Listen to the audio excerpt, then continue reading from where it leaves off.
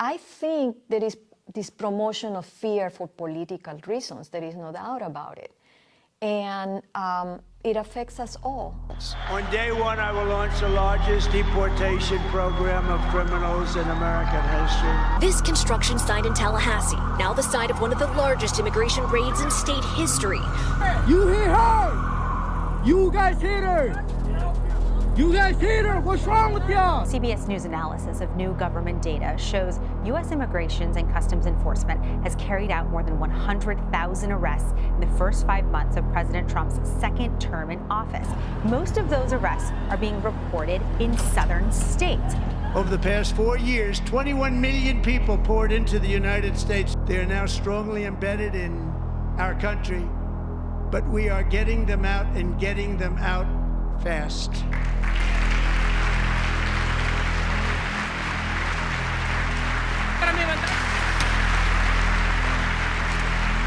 ¿Por qué hizo eso, señor? ¿Pero por qué lo están haciendo? That affects us all and makes us all nervous and wonder, what is the future here?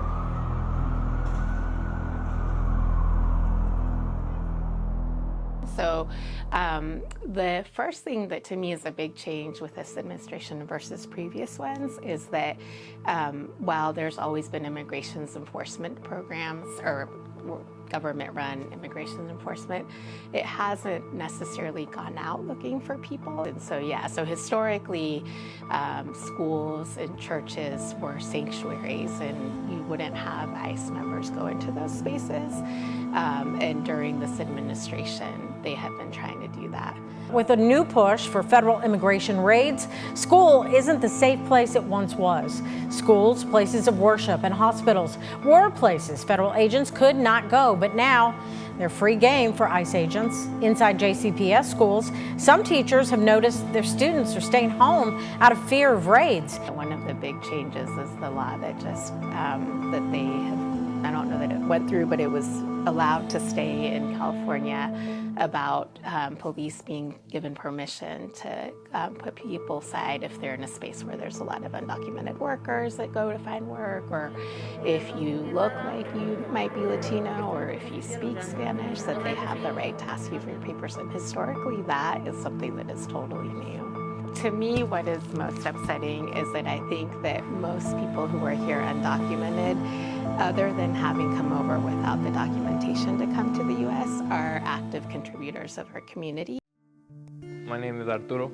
I'm a chemistry major here at Furman, and I'm gonna do a Spanish double major as well. And yeah, I work paying for college and all that, so just, trying to live the dream over here. So I'm from Berea. I'm from Greenville. I've lived here my whole life. I was born here, but my family comes from Mexico. All my cousins, all my aunts, everything like that. We all immigrated, and we landed here.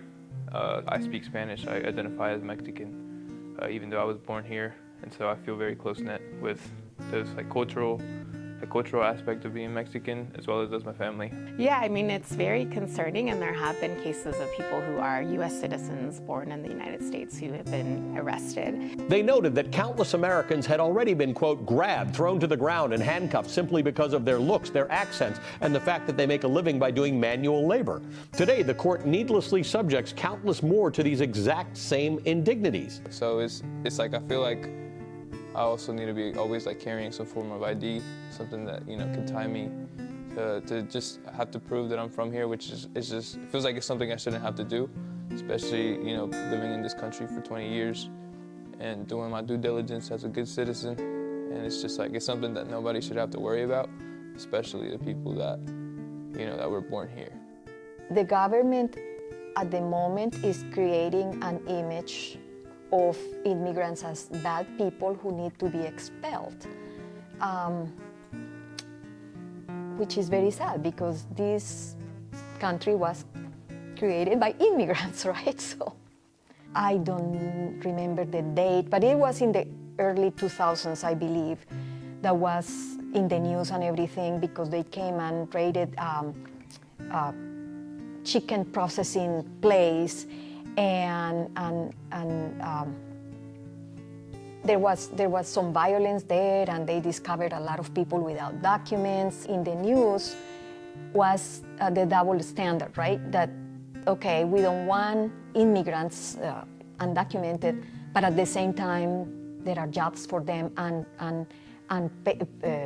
owners of factories like the chicken processing place welcome them. A major Latino business boom is brewing across the country. That's according to the Wall Street Journal, which finds Latin American immigrants are starting businesses at more than twice the rate of the U.S. population as a whole.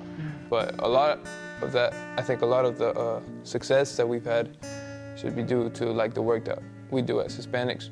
Just because, you know, a lot of the buildings that are being constructed, a lot of these new houses, new apartments, everything like that, it's all Hispanics doing the construction, doing that labor. A lot of the people that clean, you know, houses and stuff, the same thing, are Hispanics. A lot of these people doing the jobs, essentially, that no one wants to do, are Hispanics.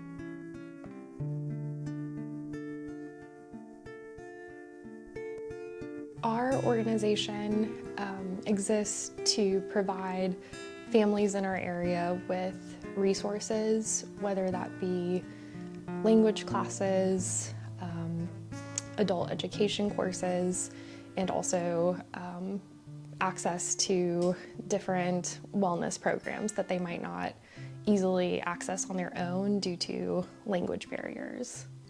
We were seeing, you know, an inability to focus on schoolwork, an inability to participate in, you know, just activities that kids enjoy, because they were worried. They were worried, is my dad going to arrive here and be safe?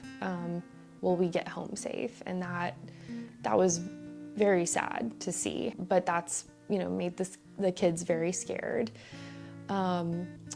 We have had families share that they are planning to self-deport.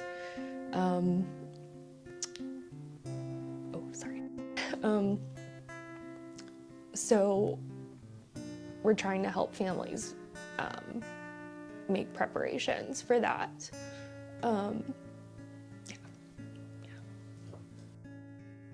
Like I said, the parents and the families are scared, but so are the kids, because I mean, just imagine your dad or your mom never comes home from work and you never see them again. It's just a scary thought to think about.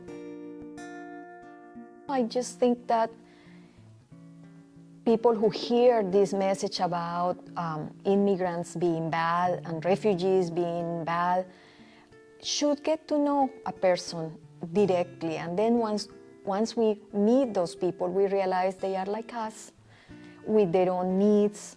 So I will invite people to get to know a refugee family or immigrants in their communities, in their neighborhoods. And after getting to know them, perhaps they will realize, well, okay, they are like us. They are here trying to do their best.